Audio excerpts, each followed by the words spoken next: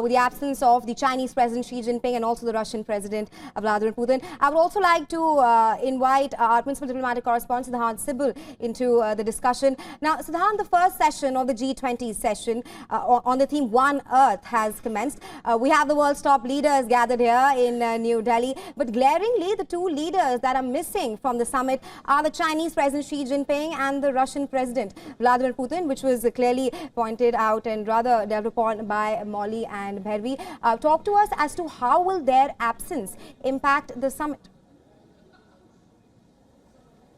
Well, the absence of leaders from summit is not new. Now, the grouping started in 2008 after 2008 financial crisis, and since 2010 there has been absence of one or two leaders. The maximum number of leaders who were absent at the G20 summit was at the Rome summit in 2021, and last year we saw the Russian president was absent because of the conflict that started in Ukraine. He's absent again this year in Delhi because of the ongoing conflict in Ukraine.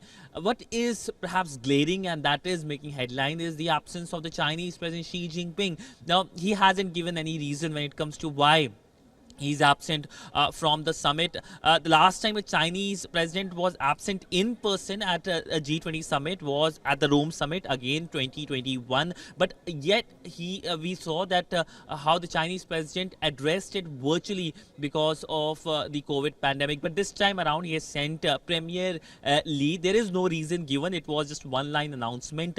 There could be several reasons, whether it is domestic challenges Xi Jinping is facing, economic challenges, political challenges, or the ongoing India-China tensions attempt to undermine the Indian presidency as well. But all said and done, the absence of the Chinese president does not stop things, and we know that the conversations are going towards a joint communique, and it perhaps the absence of someone gives space to other leaders or other countries, and that we will see as the Western leaders use Delhi as a platform to engage with many countries of Global South, including from Africa. Absolutely, Siddhant. I would also like to invite our guest, Dr. Robert Edwin Kelly, who's an American political analyst on inter-Korean affairs, to join the discussion. He's a professor at the Department of Political Science at the Pusan National University. Welcome to the broadcast, Dr. Kelly. Thanks for having me. Right. Dr. Kelly, you are an expert in the inter-Korean affairs. What is on South Korea's agenda at the G20 summit? Sure, I think there are a couple things. First, I think the South Koreans want what most G20 members want, and what sort of ultimately the real sort of purpose of it, which is to sort of improve trade and improve relationships, particularly here in Asia. South Korea is a small country sort of wedged between much larger countries. It has a trade-dependent economy, and so diplomacy, international organizations, trade deals, and things like that are actually really critical for South Korean growth. I think that's sort of something that South Korea brings generally to international meetings and platforms. This particular president is a conservative. He's a hawk, if you will, on North Korea. And so I think one of the other things you're going to see the South Koreans are pushing for at the G20 is greater effort by the partners, the G20 partners, to help with sanctions on North Korea. Your viewers may know that North Korea is under heavy sanctions from the United Nations, but there's a lot of sanctions busting by countries like China and Russia. And so what this government has tried to do is use fora like this one to bring partners around to better improve the sanctions on North Korea to retard it and control its nuclear program. Absolutely, Dr. Kelly. I would also now go across to our in-house guest, Ambassador Bhashwati Mukherjee, who's a former Indian diplomat. Ambassador, talk to us as to how does India plan to shape the global discussions on various issues through its presidency of the G20 summit?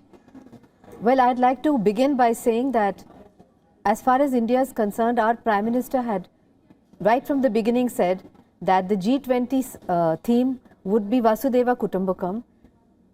It begins actually, the full phrase of Vasudhaiva Kutumbakam is Udhara Charita Namatu Vasudhaiva Kutumbakam, which means it is only for the generous hearted that the world is one family. We've seen the result of that today when it was India who was able to finally get the African Union into the G20, which is a huge achievement, keeping in mind that India has always said that we would be the voice of the Global South in the G20, and that the declaration itself would focus on many important developmental issues based on the principle that you cannot be prosperous in one part of the world and have misery in the other, that you have to bring prosperity and development globally so that everybody can get richer and more prosperous together.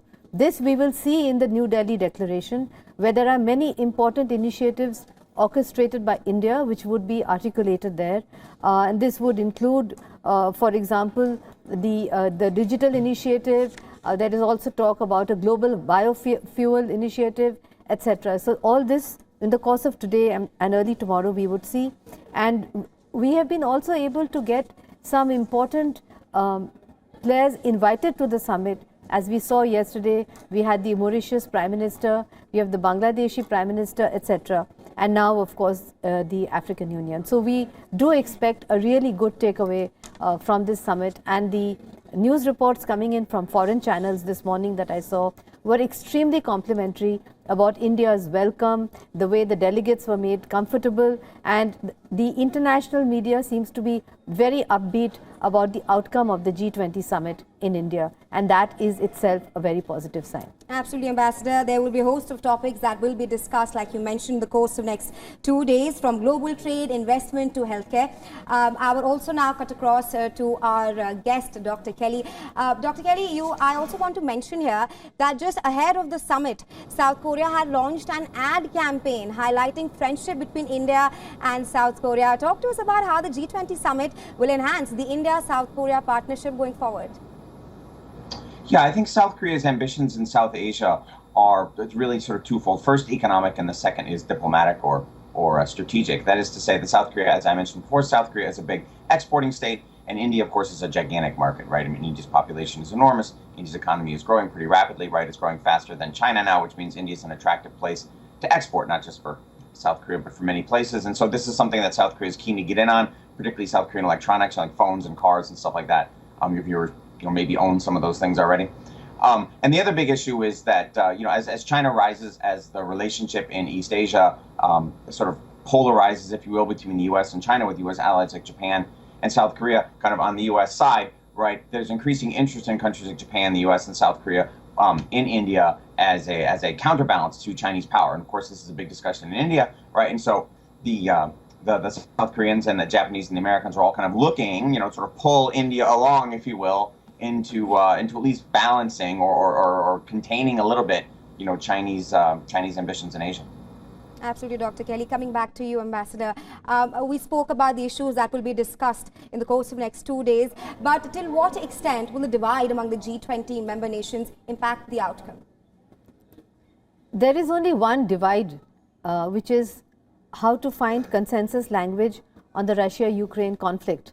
As far as the language is concerned, the Americans, the EU, and also the French have all indicated that they don't want the summit to go away without language on the Ukraine conflict. But on the other hand, they have promised to be very cooperative, because it's Prime Minister Modi and India that is hosting the G20 summit.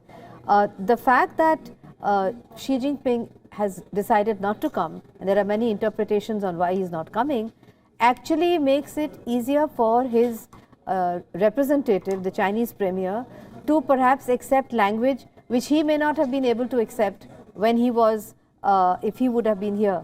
As far as Lavrov is concerned, he's an old friend of India. Our External Affairs Minister, Dr. Jaishankar, who is himself a Russian-speaking diplomat, knows him extremely well. We do hope that the Russians would agree to some kind of language, because otherwise, as I said, India's fallback position has been systematically to say that the G20 is an economic grouping, developmental grouping.